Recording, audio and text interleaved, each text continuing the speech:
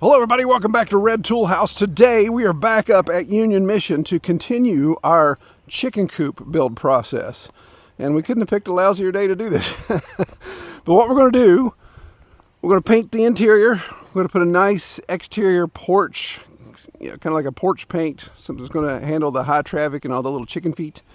We're going to get a nice coat on that on the inside, and then if it stops raining long enough, we're going to do the outside. And the CEO was gracious enough to allow us to rent a sprayer. And this is going to be fun because we're going to spray 2 gallons of paint like that. So I don't think it'll take very long to do. But once we do that, let that dry. We've got a door. We got to get ready for chickens because we want to move chickens in tomorrow. So there's a lot that we got to get done still and get all that set up. So come along with us.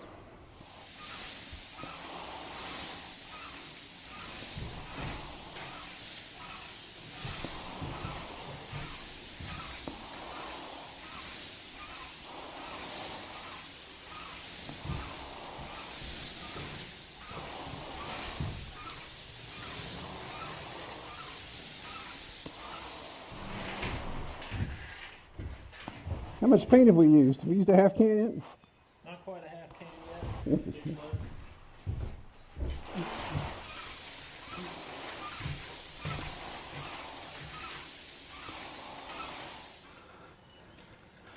It's fast, but it drinks the paint. Do you have access, or do you have a card? Debit card? So the coverage is going on pretty good. The plan was not to shoot the entire inside of the coop, even though that looks a little bush league, but we want to be good stewards of everything we have. The reason why I went high on this back wall is because that's where we're going to have the roost. And of course the roost is where they're going to be popping out a lot of excrement while they're sleeping, so it goes a little higher on the wall. Sidewalls, just as they flutter around, do those type of things. That's why I'm only going up 3-4 feet on the sidewalls. And then we want to get a good layer on the floor. So we've used 1 gallon already. And I was thinking I could do this whole thing with 2 gallons total, but it shows you what I know.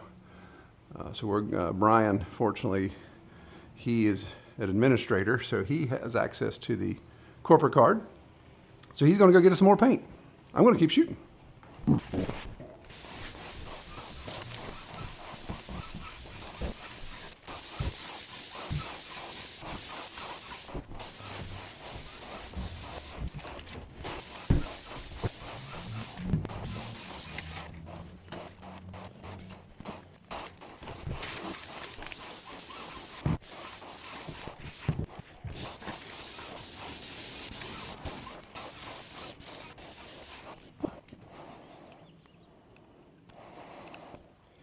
Yes, and in case you're wondering, we are painting the outside the same color as the inside. So I don't mind a little overspray.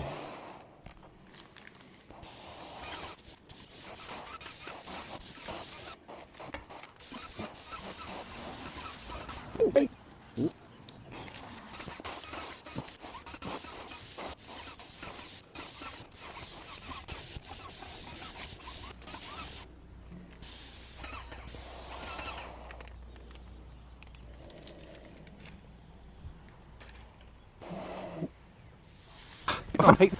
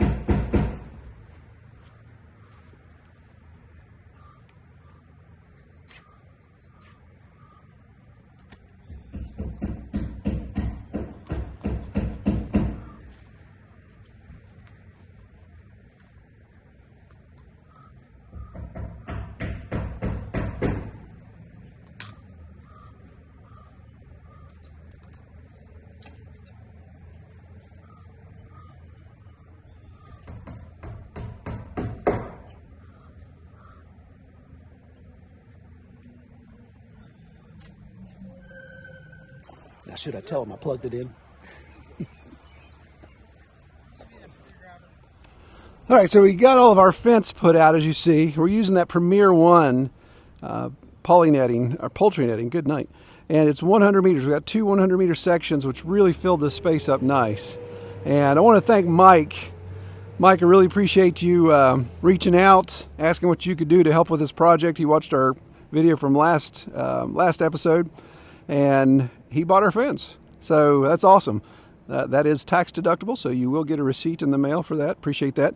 So I do want to grab, I think I can get him to come over here, the CEO, President CEO of Union Mission, and believe it or not, he's one of those CEOs that actually doesn't mind getting dirty. So this is Jason Quintrell, and so Jason and I have worked together for years.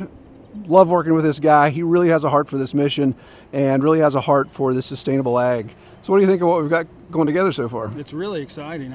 I'm excited about being able to provide eggs to our recovery folks, our homeless shelter. It's going to take a lot of pressure off financially for us. Yeah. I love the sustainable ag idea that you're bringing to the table here at Union Mission. I appreciate that a lot. It's really an exciting time. Yeah, cool. Yeah, I'm excited as well. So we've got, Leroy just confirmed we have 66 birds, although I believe one of them is starting to crow. So somebody snuck through the sorting line. So we're going to have to figure him out because we're a little too suburban here, or urban, to be having a rooster crow. So we'll see what we have to do with him. But Jason and I just worked on putting a pop door in. So we're going to have the pop door here. I've got a 2x4. I'm going to do something a little contemporary style. It'll probably take us back to the workshop. We'll put every 6 inches, we'll put a cross beam, so we'll just have a single. So it'll kind of be like a floating staircase for the chickens. I think it'd be kind of cool. And then we'll be able to, they'll be able to get in and out of that. We got our door hung. Jason and Leroy put some chicken wire across the bottom here so the chickens can't come under.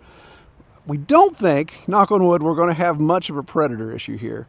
I mentioned in the last video, we've got chain link. What is that, 8-foot chain link? Mm-hmm. We've got 8-foot chain link all the way around. And we've never had issues with the apple trees getting destroyed by deer. And I don't think we're going to have raccoon problem. But we have super hot fence, so that should be fine. So it's the horizontal ones? Yeah, it's the horizontal ones. Yeah, yeah, exactly.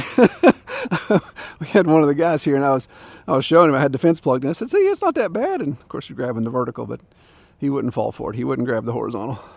And the last thing we need to do is do roost bars. And so we're going to figure out what we're going to do there. I think roughly, I like to do a foot every 2 birds. So 66 birds, we need about 33 feet of roost bars. So we'll go on this back wall. We'll go 8 feet wide probably. And if we do 5 rows, that gives us 40, right? My high school math's working there. So it'll give us 40 feet of roost bars. That should be fine. And then water, which we've got the tank. I'll show you that in a second because the tank, that was hilarious. I got doused in water. But the tank is actually collecting water right now and it's draining water. So we just need to get it plumbed up. They've got the smaller bell waters that you fill up. So we'll use those the first couple days until we can get our plumbing figured out, how we can route that water down. I think that's, what, a 1,000-gallon tank back there? 1,500 gallon? 1,500-gallon tank. So we won't have any issues with water. All right, so here's the tank we were talking about. And just since we've been here, just the last several hours, we've had a light drizzle.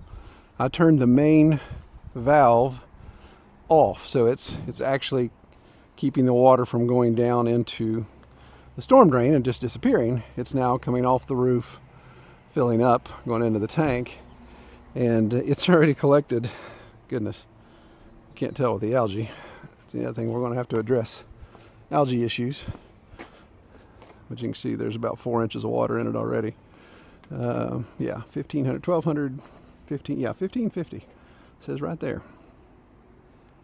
And what was funny is I didn't think it was running any water, and it had this little moss cap around it. And I went to pick up this pipe, like, why is that pipe so heavy? And when I pulled it up enough, that moss cap came loose, and the water came pouring out of there. So yeah, she's holding water. We put a valve on it right now. It was just draining out.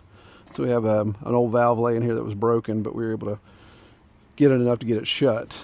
So it'll retain water. Leroy is going to come up and put a new valve on it. Hopefully he gets up here to do it before it's 1,400 gallons of water pushing him back. If he does that, if he comes up, would you and swaps that out? Would you make sure somebody records that? I want to see that. Can't miss that. Yeah.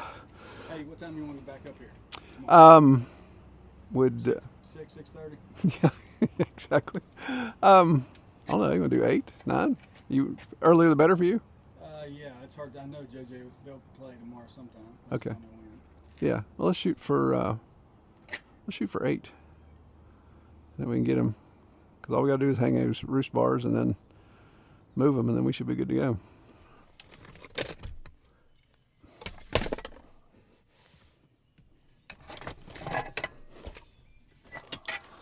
Okay, so it's the next morning, and we just have a couple things to put in before we start transporting chickens. One is the ramp from the pop door, and the other is the roosting bars inside. So I've got the material to do that. I think Jason, the CEO, is on his way here, so he'll be here shortly to help out. But some of this stuff I went ahead and assembled while I was at home last night, after I got home last night. So I've got this. This is like my industrial ramp there. Kind of fits with the downtown thing. So I get that installed, and then I can start measuring for roost bars.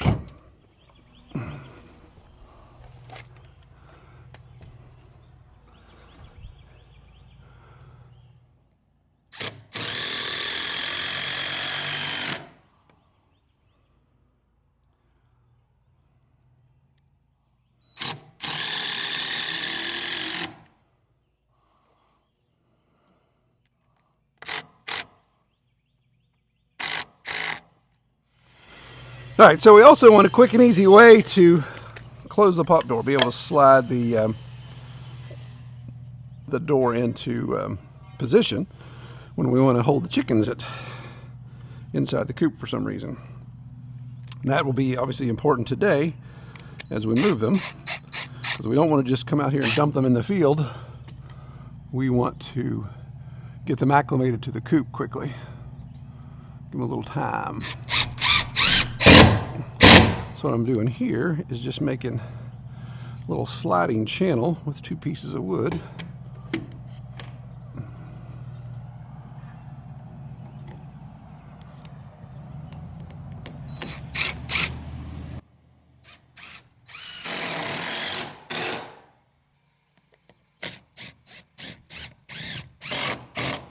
So what that should allow us to do then is drop it like it's hot. Ta-da! Door closed. And of course we need to get it out, just lift it back up.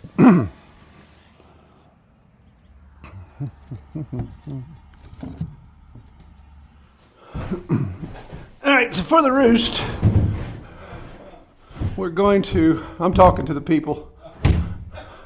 Don't you just love the people? Do this way. We're going to make 8 foot of roosting bars. I think we want to go here. Actually, I don't have long enough bolts for that.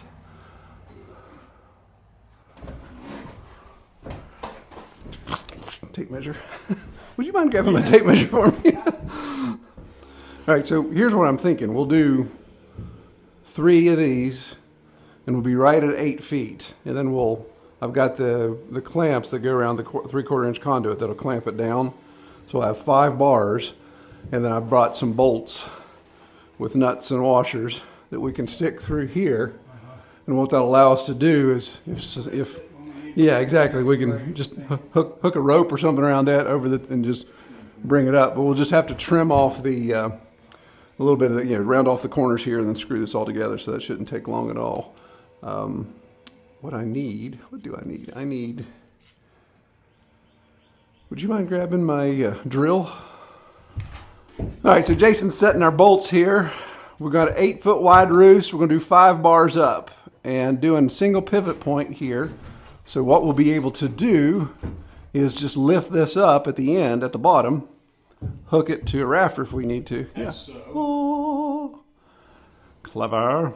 And that'll allow whomever's got crap duty to be able to take it out of there without any issues and be able to shovel it right out.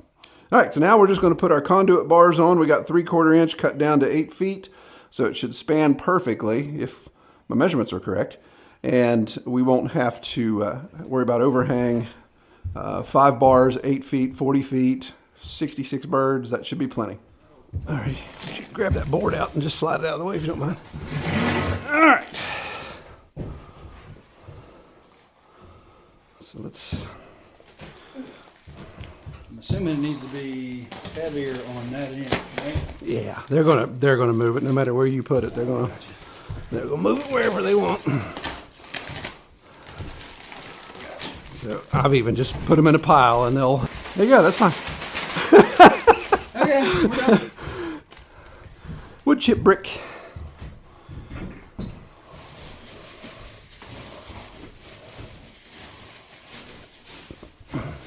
You want to take this out?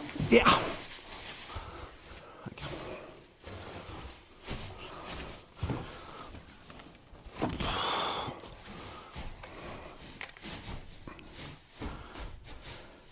It's like a wood chip square dance. By the chest area there. Just need to work from one side. Yeah, probably so. How does this, is that nailed to that? Oh, I see. Yeah, so. Gotcha.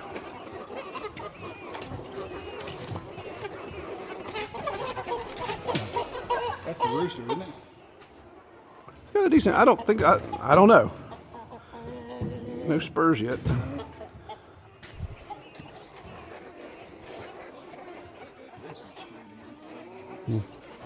Here, I can just do this.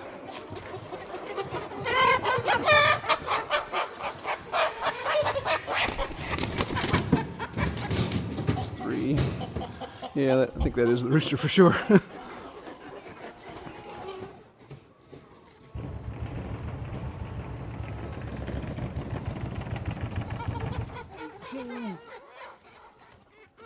19. So just one more. Yeah, one more.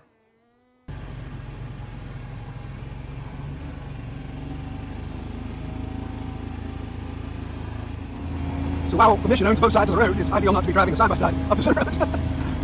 This is still a main thoroughfare through a lot of residential further up the road. Everybody's good. Road's clear. You got it, man.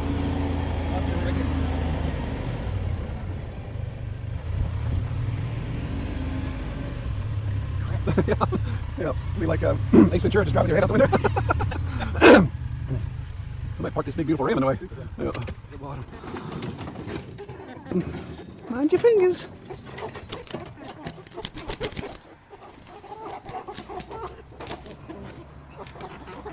Let's just let it slide in. All right, let's just open the door because all their toes are sticking through there. Yeah, it's going to be broken. There you go. Thank you. Loose the hounds! You're free, chicken, go! All right, so Jason and I got all the birds moved from all the way down there. That's where the workshop is, at the far end of the campus, into the coop. And we were told we only had 66 birds. And I'm not the greatest at math, but I think I can at least do basic addition. So we did 4 runs, 4 trips, and we put a minimum of 20 birds in the cage until the last one, and the last one was 10 birds. So that should be 70, but I'm confident that on 2 of the runs, we did at least 21, 22 type of thing. So we don't have 66, we got 70, 70 plus. So that's a good thing, of course. So what we're going to do, the reason why we're not letting them out on grass today, of course, is we really want them. They've been very traumatized in the move. They've been in that brooder. That brooder was very small. Of course, they'd outgrown that. So we don't want to just give them all this wide open space right now and worry about them at nighttime saying, I got to go somewhere, I got to go somewhere. We've got food and water in here, and we want them to establish that as home base. So we're going to do a couple days in here, and then 2 days from now, which will be a Monday, we'll open these doors up. We'll let them start to get out and wander around, and hopefully they'll come back. They'll know that that's home base here, and they'll come back to that. So we need them to just kind of hang out today and relax, know that they've got food and water there, and they've got the roost bars. So we'll just see how it goes. I'm anxious to come up. Oh, there's our rooster crowing. There's your rooster. We need to get rid of that old boy. We're going to have to, yeah. Anybody out there wants a That's rooster? right. A genuine Union Mission rooster, free for the taking. If not, he may have to, I don't know, he may have to go for a ride. So I'll be back up here Monday, and I'll shoot some video of them out and about if that's what we're going to do. But we'll catch that on the next video. And so the other thing we've got to do, I haven't shown it yet, but in our little outbuilding here, we have the Duncan 6-hole roll-away nesting boxes, which I'm anxious to try those. I've been happy with Duncan products, and I'm anxious to try those. I think those work well, keep the eggs clean. They're obviously not laying eggs yet, so it's not a huge thing. We really wanted to get them used to the roost before we put the nesting boxes in. They do have the doors that close up, or the little bars that close up to keep them from roosting at night. We just have to make sure that we got somebody closing them up every night and open them up the next morning. But anyway, Jason and I are going to take the side-by-side back to the garage, and then my truck's down at the garage, so we'll bring it back up, get his truck, and get going somewhere. We've got to find a way to wash our hands because we are a little chicken dirty. If you want to know more about Union Mission, I'm going to post a link below. Again, I appreciate those of you that have already contributed to this effort. It's been awesome to see people that watch Red Tool House turn around and support an awesome nonprofit. This nonprofit has been around for 113 years. In fact, this campus that I'm standing on used to be a summer camp back in the 50s. There used to be an Olympic-sized swimming pool right here where we're standing. And what was really cool, if you go back to the 20s and 30s, over here in the creek, they had just created like a cofferdam upstream and a cofferdam downstream and poured a concrete sluiceway.